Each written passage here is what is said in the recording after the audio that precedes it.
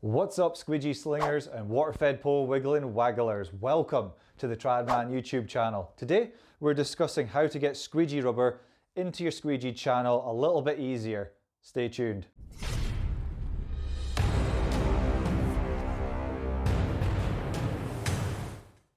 So today is just a quick tip to help you get that squeegee rubber into the channel much easier and much faster without the headaches of trying to get it in and it's all bunching up and it's doing your head in. So here's how you do it, and all you'll need is some dishwashing soap or something like that, just to create less friction in the squeegee channel itself. Now all you need to do is either put a little bit of dish soap into one end of the channel, or if you want to, for peace of mind, put a little line of dish soap from one end of the channel inside of the channel where the rubber sits.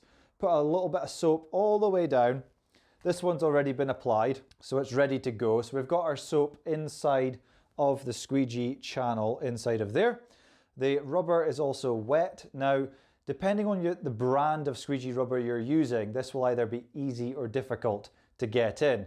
Different brands have different sizes of squeegee rubber. Now this one is not too difficult to get in, but sometimes, especially when dry, can be a bit of a pain in the bum. But to make it easier, we've got our dish soap inside, and what I recommend you do is just start by putting a little bit of the rubber in, okay? Now sometimes when the rubber is wet, it can be hard to pull through the channel. So I recommend that you use a cloth, and just using that cloth, pulling it all the way up the channel. And there's no bunching of the rubber, it's nice and straight. I can put my eye down that and the rubber is nice and straight. So there you have it. There's a quick tip for you today.